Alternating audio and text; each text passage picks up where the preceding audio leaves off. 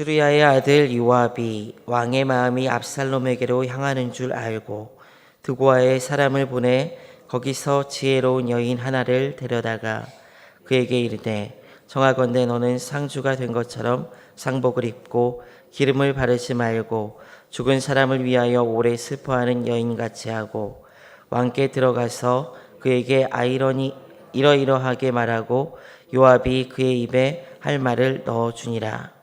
드고아 여인이 왕께 아뢰을 때에 얼굴을 땅에 대고 엎드려 이르되 왕이여 도우소서 하니 왕이 그에게 이르되 무슨 일이냐 하니라. 대답하되 나는 진정으로 과부니이다.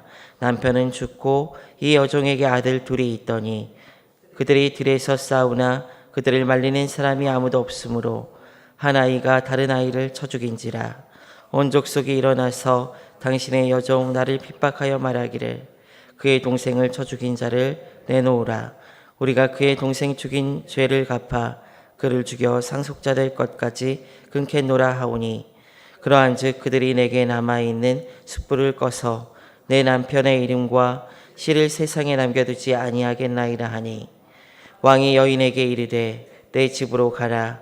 내가 너를 위하여 명령을 내리리라 하는지라. 드고아의 여인이 왕께 아뢰되 내 주 왕이여 그 죄는 나와 내 아버지의 집으로 돌릴 것이니 왕과 왕위는 허물이 없으리이다. 왕이 이르되 누구든지 내게 말하는 자를 내게로 데려오라. 그가 다시는 너를 건드리지도 못하리라 하니라. 여인이 이르되 청하건대 왕은 왕의 하나님 여호와를 기억하사 원수 갚는 자가 더 죽이지 못하게 하옵소서. 내 아들을 죽일까 두렵나이다 하니 왕이 이르되 여호와께서 살아계심을 두고 맹세하노니 내 아들의 머리카락 하나도 땅에 떨어지지 아니하리라 하니라. 여인이 이르되 청하건대 당신의 여종을 용납하여 한 말씀을 내 주 왕께 여쭙게 하옵소서 하니 그가 이르되 말하라 하니라. 여인이 이르되 그러면 어찌하여 왕께서 하나님의 백성에게 대하여 이 같은 생각을 하셨나이까? 이 말씀을 하심으로 왕께서 죄 있는 사람같이 되심은 그 내쫓긴 자를 왕께서 집으로 돌아오게 하지 아니하심이니이다. 우리는 필격 죽으리니 땅에 쏟아진 물을 다시 담지 못함 같을 것이오나 왕은 생명을 빼앗지 아니하시고 방책을 베푸사 내쫓긴 자가 여호와께 버린 자 되지 아니하게 하시나이다. 이제 내가 와서 내 주 왕께 이 말씀을 여쭙는 것은 백성이 나를 두렵게 하므로 당신의 여종이 스스로 말하기를 내가 왕께 여쭈오면 혹시 종이 청하는 것을 왕께서 시행하실 것이라. 왕께서 들으시고 나와 내 아들을 함께 하나님의 기업에서 끊을 자의 손으로부터 주의 종을 구원하시리라 함이니이다. 당신의 여종이 또 스스로 말하기를 내 주 왕의 말씀이 나의 위로가 되기를 원한다 하였사오니 이는 내 주 왕께서 하나님의 사자 같고 선과 악을 분간하심이니이다. 원하건대 왕의 하나님 여호와께서 왕과 같이 계시옵소서. 왕이 그 여인에게 대답하여 이르되 바라노니 내가 내게 묻는 것을 내게 숨기지 말라. 여인이 이르되 내 주 왕은 말씀하옵소서. 왕이 이르되 이 모든 일에 요압이 너와 함께 하였느냐 하니 여인이 대답하여 이르되 내 주 왕의 살아계심을 두고 맹세하옵나니 내 주 왕의 말씀을 좌로나 우로나 옮길 자가 없으리이다. 왕의 종 요압이 내게 명령하였고 그가 이 모든 말을 왕의 여종의 입에 넣어 주었사오니 이는 왕의 종 요압이 이 일의 형편을 받기로 하여 이렇게 함이니이다. 내 주 왕의 지혜는 하나님의 사자의 지혜와 같아서 땅에 있는 일을 다 아시나이다 하니 아니라. 왕이 요압에게 이르되 내가 이 일을 허락하였으니 가서 청년 압살롬을 데려오라 하니라. 요압이 땅에 엎드려 절하고 왕을 위하여 복을 빌고 요압이 이르되 내 주 왕이여 종의 구함을 왕이 허락하시니 종이 왕 앞에서 은혜 입은 줄을 오늘 아나이다 하고 요압이 일어나서 그술로 가서 압살롬을 데리고 예루살렘으로 오니 왕이 이르되 그를 그의 집으로 물러가게 하여 내 얼굴을 볼 수 없게 하라 하매 압살롬이 자기 집으로 돌아가고 왕의 얼굴을 보지 못하니라. 아멘. 모든 사람에게는 하나님께서 남들보다 더 나은 것을 주셨습니다. 잘하고 뛰어나는 것, 이것을 우리는 달란트라고도 부르고 또 은사라고도 이야기를 합니다. 흔히 그렇게 이야기를 한다는 것이죠. 이것을 잘 사용할 때 우리는 더 풍성하고 귀한 삶을 살 수 있습니다. 그래서 먼저는 이 달란트가 무엇인지 잘 아는 것이 중요한 것 같습니다. 그래서 이것저것 많은 경험을 쌓고 해보는 것이 내가 잘하는 것, 내가 뛰어난 것을 아는 방법입니다. 그래서 다양한 경험이 중요합니다. 여러분들이 여러분들에게 주어진 달란트에 따라 그 달란트를 잘 사용하고 계십니까? 그래서 이 달란트를 발견했다고 합시다. 그런데 발견한 후에 더 중요한 것이 있습니다. 그것이 무엇이냐면 이 재능과 달란트를 바른 방향에 따라 목적을 분명히 하여 사용하는 것이 무엇보다도 중요하다는 것이죠. 과거 노벨은 다이너마이트를 발견하면서 이것이 인류의 번영을 위해서 귀하게 사용되기를 희망했습니다. 그런데 그렇지 못하여 그가 그것을 보상하는 위해서 노벨상을 만든 것이라고 하잖아요. 귀한 재능을 발견하는 것도 중요하지만 어떻게 사용하느냐, 어떤 목적이냐는 더 중요한 것입니다. 형제살인의 비극이 벌어진 지 3년이 지나자 다윗은 아들 압살롬에 대한 마음이 많이 그 마음 가운데 압살롬을 보고 싶은 마음이 생긴 듯합니다. 이것을 넘어서 그는 압살롬이 그러나 다윗은 선뜻 압살롬에 대한 마음을 활짝 열어서 행동에 옮기기에는 용납할 수 없었던 무언가가 아직도 남아 있었습니다. 이 마음을 알았던 요압은 다윗의 마음이 압살롬에게 기우는 것을 알고 도가라는 지역에서 한 여인을 데리고 옵니다. 그리고 그 여인에게 자신이 꾸민 이야기를 이 다윗에게 하라고 이야기를 하죠. 여인은 다윗에게 나아가 자신을 과부라고 소개한 후에 이야기를 시작합니다. 아들 둘이 있었는데 들에서 그 아들 둘이 싸움이 났다. 그런데 큰아들이 동생을 때려서 죽인 것이다 라고 이야기를 합니다. 그러자 온 족속이 일어나서 그 여인에게 동생을 때려 죽인 그 아들을 내어놓으려고 한다는 것입니다. 그래서 율법에 따라 처벌을 내려 죽여야 한다고 이야기를 하고 그 여인에게 남아있는 이 큰아들 상속자마저 끊으려 한다고 이 다윗에게 찾아온 것입니다. 이 여인은 원수 갚을 자가 더 이상 원수를 갚지 못하게 해달라고 다윗에게 청원을 합니다. 이 말을 들은 다윗은 여인의 청을 들어 율법이 아닌 자비를 베풀 것을 명령합니다. 다윗의 명령이 떨어지자 여인이 다윗에게 묻습니다. 그러면 어찌하여 왕께서는 하나님의 백성에게 이 같은 생각을 하십니까? 라고 묻습니다. 어째서 왕께서는 내쫓긴 자를 왕의 집으로 돌아오게 하지 않으십니까? 바로 다윗 자신의 상황을 꾸며낸 이야기를 통해서 다윗에게 남아있는 이 압살롬을 불러들이라는 것이죠. 그리고 그 여인은 이어서 이렇게 이야기합니다. 우리는 필경 죽으리니 땅에 쏟아진 물을 다시 담을 수 없으나 하나님은 내쫓긴 자가 하나님께 버림받지 아니하게 하시나이다. 이렇게 이야기를 하죠. 이 말은 곧 죽은 암논은 어쩔 수 없지만 하나님께서는 내쫓긴 압살롬에게 은혜 베풀기를 원한다는 것을 이야기하는 거예요. 그리고 다윗에게 바르게 분별해서 이 압살롬을 이제 돌아오게 하라는 것을 이야기하고 있는 것입니다. 그런데 이 이야기를 모두 누가 만들어낸 것이냐면은 요압이라는 이 사람이 만들어낸 것입니다. 요압. 오늘 말씀을 보면서 다른 이야기도 나눌 수 있겠지만은 저는 요압이라는 사람을 또 여러분들과 함께 나눠보고 싶은 생각이 들더라고요. 성경에서 요압만큼 좀 어려운 사람이 없는 것 같다는 생각이 듭니다. 왜냐하면 요압은 다윗에게 있어서 중요하기도 했던 사람이지만은 다윗의 치부까지 다 알고 있었고 다윗의 말년에는 다윗에게 굉장히 영향력을 크게 행사했던 사람이기도 합니다. 다윗이 하기 어려운 일을 하기도 했고, 또 후에 다윗의 왕조가 굳건해진 다음에는 인구조사를 하려 했던 다윗에게 그가 마치 하나님 편에 서서 인구조사를 하는 것이 바르지 않다는 것을 다윗에게 이야기하며 하나님 반대하는 모습을 보기도 합니다. 그러나 요압은 그 말로가 참으로 비참하게 끝이 납니다.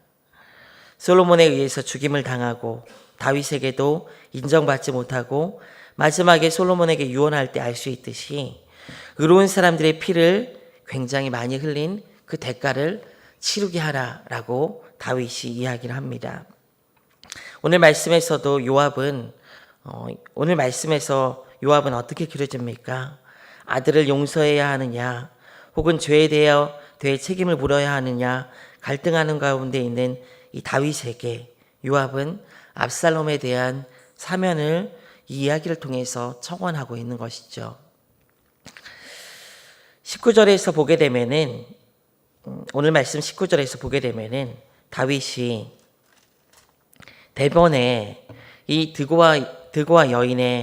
드고아에서 온 이 여인의 이야기를 듣자마자 이것을 요압이 했다는 것을 묻습니다. 이 이야기를 요압이 하게 했느냐라고 묻습니다. 너와 함께 하였느냐. 대번에 알아차린 것이죠. 요압이 이야기를 꾸며서 이렇게 해낸 것을 알아차린 것이죠. 아마 정확히 성경은 기록하고 있지는 않지만은 요압이 그 이전에도 압살롬에 대한 사면을 다윗에게 많이 청원했을 것으로 생각될 수 있을 것 같기도 합니다. 이것은 성경에 나와 있지는 않지만은 요압이 그런 일을 했기 때문에 또 다윗이 대번에 요압이 이 일을 했다는 것을 알아차리지 않았을까 생각이 든다는 것입니다. 그리고 결정적인 순간에 다윗의 마음이 압살롬에게 끌리는 것을 안 후에 이 드고아 여인을 부르고 그녀에게 다윗이 압살롬을 용서하여 데려오게 하기 위한 모든 상황을 설정해서 다윗에게 이야기를 합니다. 요압은 분명히 지혜가 있는 사람입니다. 굉장한 지혜가 있는 사람이에요. 굉장히 제가 이야기를 보면서 굉장히 똑똑하다는 것을 많이 느꼈습니다. 여인의 이야기 가운데 우리는 하나 살펴볼 필요가 있습니다. 먼저 이야기 설정 자체가 다윗의 상황과 굉장히 유사하게 설정이 되어 있어요. 그리고 9절에서도 보게 되면은 이 이야기를 하고 난 다음에 다윗이 이 여인에게 여인의 상황을 해결해 줄 그 상황에서 상황을 이미 설정해 놓고 그리고 자신은 쏙 빠질 수 있는 만한 상황을 또 설정해 놓습니다. 여인이 이렇게 이야기를 해요. 여인이 뭐라고 이야기하냐면은 그 죄는 나와 내 아버지의 집으로 돌릴 것이니 왕에게는 허물이 없을 것입니다. 앞서 이야기한 꾸며낸 이야기의 그 상황을 이야기하고 다윗에게 이야기한 거예요, 이 여인이. 근데 이 말이 무엇이냐면은 이 여인의 이야기를 통해, 이 말을 통해서 그 죄는 나와 내 아버지의 집으로 돌릴 것이니 왕에게는 허물이 없을 것이니이다. 왕이 만약에 사면하게 된다면은 그 허물은 왕에게 돌아가지 않을 것입니다라고 이야기하는 거예요. 그런데 이 말이 곧 무엇을 이야기하냐면 다윗에게 옮겨놓고 보면 무엇이냐면은 암논의 죽음에 대한 책임이 결국 다윗 당신에게 있다는 것을 이야기를 하는 거예요. 이미 이 이야기 설정 자체가 바로 다윗 자신에게 그 책임이 있다는 것을 은근히 드러내는 말이라는 것입니다. 그리고 다윗이 여호와의 살아계심을 두고 맹세하여 큰아들에 대한 이 압살롬에 대한 사면을 약속한 후에 큰아들에 대한 사면을 약속한 후에 여인의 이야기 가운데 있는 큰아들에 대한 사면을 약속한 후에 여인은 그 상황이 다윗의 아들을 용서하지 못하는 상황과 같다는 것을 직접적으로 이제 드러냅니다. 그래서 다윗이 이 여인의 아들에 대해서 명령한 것과 같이 압살롬을 데려오도록 결정하지 않을 수 없게 만든 것입니다. 이 이야기 설정 자체가 그런 거예요. 다윗은 이후에 요압이 이 일의 뒷배경이라는 것을 알지만 결국 아들을 데려오게 명령을 합니다. 요압은 자신의 목적을 이 이야기를 통해서 이 드고아에서 온 이 여인을 통해서 이뤄낸 거예요. 우리는 이야기를 보면서 요압이 분명히 뛰어난 장수이며 또 지략가라는 것을 알 수가 있습니다. 지혜도 있습니다. 그런데 그가 사용한 지혜는 사실 하나님의 뜻을 드러내는 지혜는 아닙니다. 후에 다윗의 평가에서 알 수 있듯이 요압은 다윗의 명령을 어기면서까지 다윗의 신복들이나 부하들을 이유 없이 죽입니다. 자신의 자리를 위해서. 그는 무엇보다도 자신의 출세와 안위가 먼저였으며 기회주의자였던 것입니다. 후에 다윗이 죽고 난 후에 요압의 행보를 보게 되면 그는 아비아달이라는 다른 아들을 지지하죠. 그리고 압살롬의 쿠데타 이후에 그를 다윗의 명령에도 불구하고 살려달라는 명령에도 불구하고 잔인하게 자신의 영달과 안위를 위해서 지식과 지혜를 죽이게 됩니다. 그 압살롬을. 그는 잔인하게 자신의 영달과 안위를 위해서 지식과 지혜를 사용하기에 바쁜 사람임에 분명합니다. 어떤 면에서 하나님의 나라를 생각해서 압살롬에 대한 중재를 시도하려고 하는 듯 보이지만 그는 결코 주님의 뜻, 하나님의 기쁨이라는 기준보다는 자신의 안위를 위해서 압살롬을 불러오려고 했던 것입니다. 압살롬은 이 당시 다윗의 뒤를 이을 첫 번째 왕의 계승자였어요. 그리고 압살롬은 외모에 있어서도 이미 탁월하고 사람들에게도 굉장한 매력을 가진 사람이었습니다. 뒤에 보게 되면은 압살롬이 자신의 고향에 돌아가서 어머니의 고향에 돌아가서 있는 동안에 그가 한 일들과 또 성문에서 사람들의 재판을 중재하면서 사람들의 인기를 얻었던 모습을 보게 되면은 이 압살롬이 굉장히 외모적으로나 지략에 있어서 또 탁월한 사람이라는 것을 알 수 있습니다. 그리고 서열에 있어서도 왕이 계승 첫 번째 사람이었어요. 그래서 요압의 마음 가운데 어쩌면 이 압살롬을 통해서 다시 그가 가지고 있었던 힘을 이어가고자 하는 마음이 있지 않았을까라는 생각도 하게 됩니다. 요압은 어쩌면 이 압살롬에게 잘 보이기 위한 하나의 방법으로 그를 데려오려고 노력한 것은 아닌가라는 생각도 하게 됩니다. 그러나 그런 그의 시도로 말미암아 어떤 재앙이 또 닥치게 되냐면 결국 쿠데타가 일어나죠. 이 나라에. 물론 그 뒤의 다윗의 행동에도 문제가 있지만 다윗의 판단력을 흐트리고 옳은 것이 아닌 것을 선택하게 하여 이스라엘에 큰 화를 가져오게 됩니다. 우리가 가진 재능과 은사, 가진 지식과 지혜, 그리고 주신 건강, 그 모든 것들은 하나님께서 주신 것으로 우리는 어떤 하나님의 영광을 위해서 그 재능과 은사를 사용해야 되는 줄 믿습니다. 어떤 목적으로 여러분들에게 주어진 재능과 은사를 여러분들은 사용하고 계십니까? 혹시 지금 그것을 사용해서 나의 편안함, 썩어져갈 육체의 기쁨과 만족을 위해서 살아가고 있지는 않습니까? 혹 나의 자존심과 이익을 위해서 사용하고 있지는 않습니까? 다른 사람이 어찌 되든 어떤 일이 벌어지든 하나님의 영광과 하나님의 기쁨, 하나님의 뜻과는 거리가 먼 것을 위해서 사용하고 있지는 않습니까? 사랑하는 성도 여러분, 하나님께서 주신 모든 것, 우리의 생명까지도 우리는 청직이라는 생각을 늘 가지고 살아가야 되는 줄 믿습니다.